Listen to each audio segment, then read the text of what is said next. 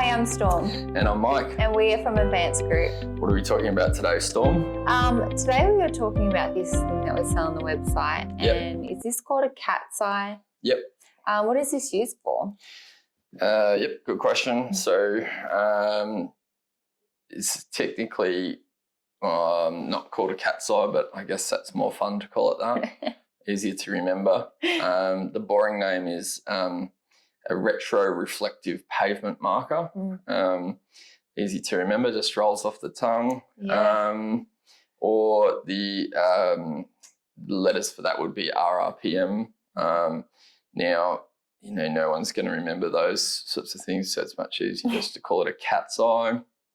You probably know when you shine a torch in a cat's eyes at night, the eyes light up.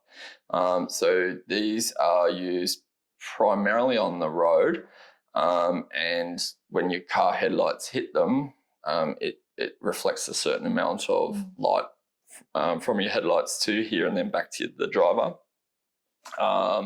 So that's why they call it a retro-reflective pavement marker. Now, in Australia, we call it the road, something more like bitumen or asphalt or just the road or tar or something else, but we don't typically call it pavement. However, it's a worldwide product, so that's why it's called a pavement marker, because I think the Americans might call the road the pavement, I guess. Yeah.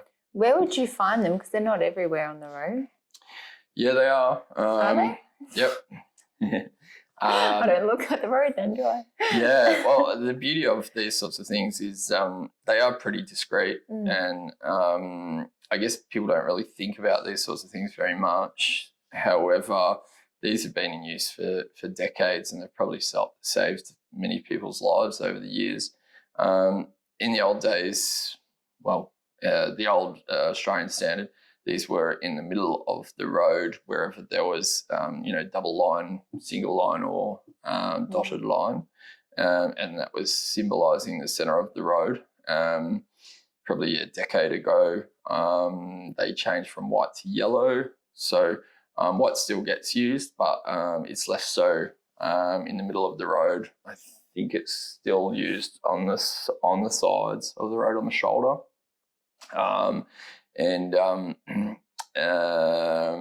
People use them for other things as well. However, the primary use of them is in Australia at the moment, I think, it's for the shoulder. Yep. You'd need lots of these, obviously, putting them down on the road. So do they come in bulk when you can buy them? People buy typically however many they need. Yeah. People don't typically just buy one. However, some people do still buy one.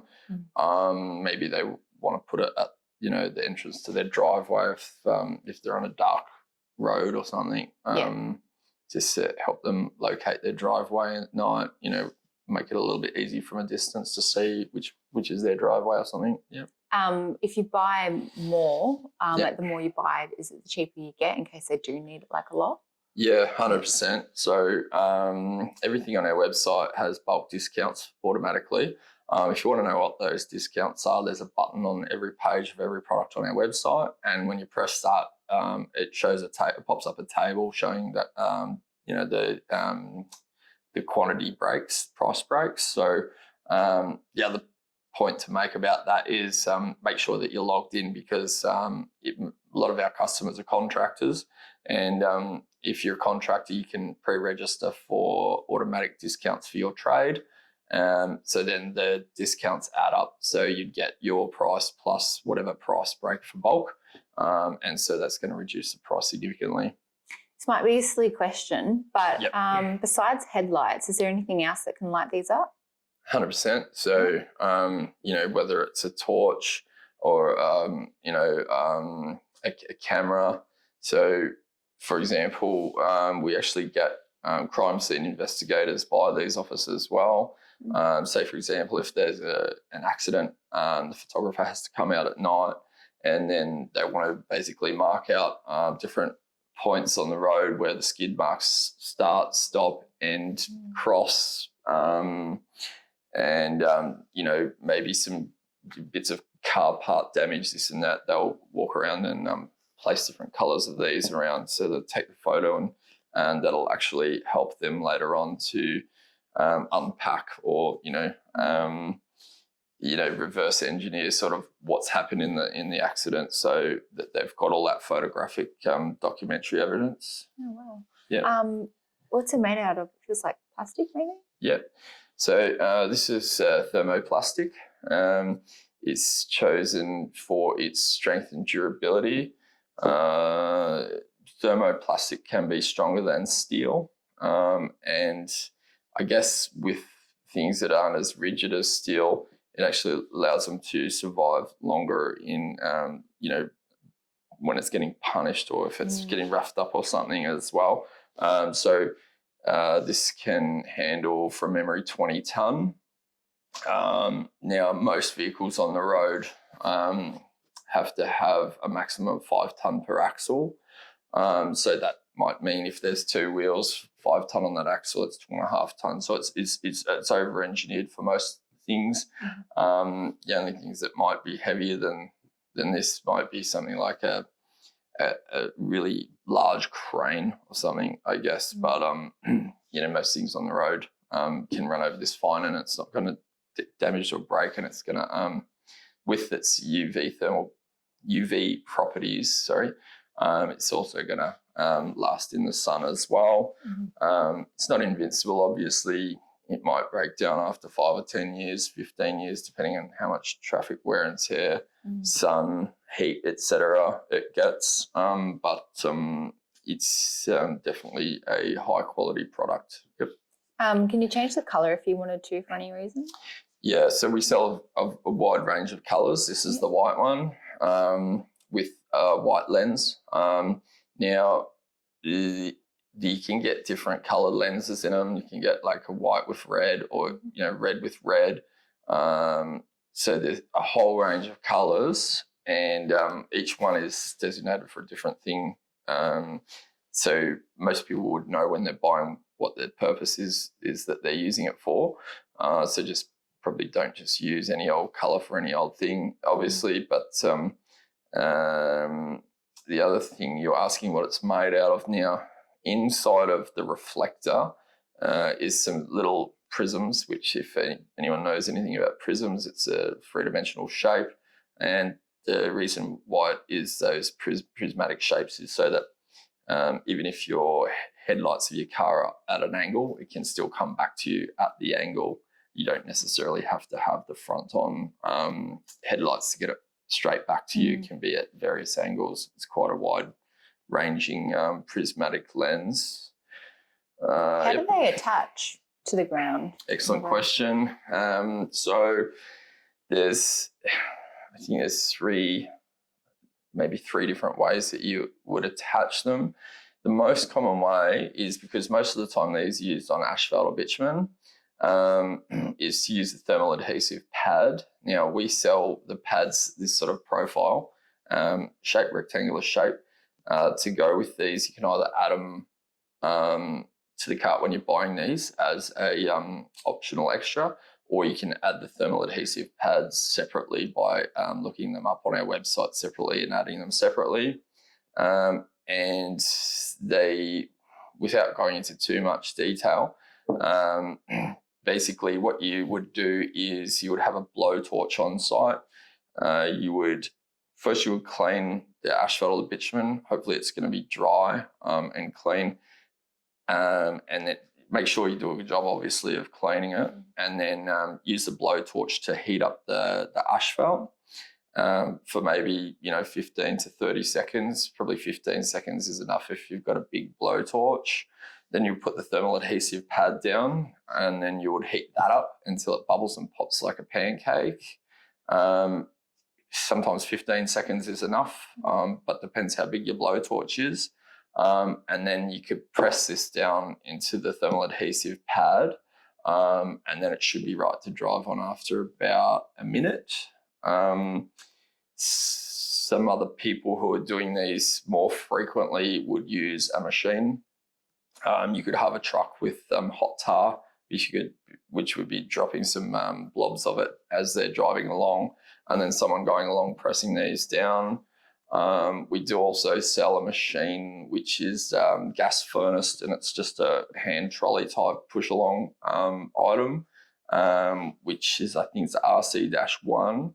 And basically in the little vat, you would put your blocks of tar. I think they're 5 kilo blocks, and it has a gas bottle, like an LPG gas bottle, and a little furnace, and that just melts that tar. And then it would have a mechanical handle just so that you could just keep on levering the handle just to put a little blob of tar down as you're walking along. And then it has a storage facility at the back where you're standing, and you can put your stacks of these in there, and then you can just grab them out as you're going along and sticking these down. Finally, the last option that we would sometimes use would be to use an epoxy. Epoxy obviously is a 2-part adhesive. It sets like rock. It will stick anything to anything. Typically, we would generally only use it for concrete because the thermal adhesive pads aren't recommended for concrete.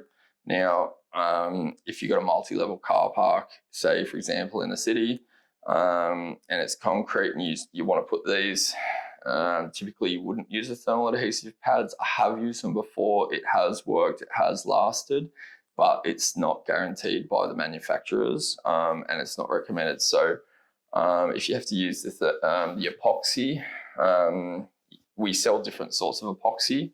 So you can either buy it in a tub, which is a large tub, 5 kilo tub, or you can use it in a special gun, but then you need the special gun to go with the special tube. Now, the problem with 2-part epoxies is they're normally 24-hour cure. You can get fast curing epoxies, but they're much more expensive and not as strong. So with a 24-hour cure, what I would do is I would clean the surface, put down the 2-part adhesive, make sure it's mixed properly, obviously, sit this down on top of it and squash it down onto the adhesive, and then I'd probably put a traffic cone over the top of it, just so that it's able to sit there for 24 hours without being affected. Then once it's properly cured after 24 hours or whatever the manufacturer's specifications are, then you'd have to go back to the site and remove those traffic cones. So it's a bit more time and labour intensive and more costly. But if you're wanting to get that to be a guaranteed product to be there for, a decade or two, then that's probably the recommended way to stick it down. Yeah. They don't come in any other sizes, do they? This is the standard size that we sell. Mm-hmm. I mean, everyone can sometimes make different sizes of everything. However, I think this would be an Australian standard size. There are different profiles and shapes and materials that people make these sorts of things out of, but this is our favourite one. It's got a nice sort of beveled profiled edge, so that if you are walking along, if your foot does come into contact with it, it's not going to probably trip you up. Ideally, you want your foot to just glance off it if you did happen to scuff your foot off on it without it sort of tripping you at all. Yeah. Yeah. I don't have any other questions. Yeah. Anything else to think of? That's probably about it. Yeah. I'm not sure whether we'll put this video for all the colours or just this white one. I'll have a think about that. But if this video is in the same against a different colour, then there might be a reason why we've done it that way. But just be aware that different colours are used for different things, and those standards can change over time. For example, the white in the centre changed to yellow probably 10 years ago, so something to be aware of.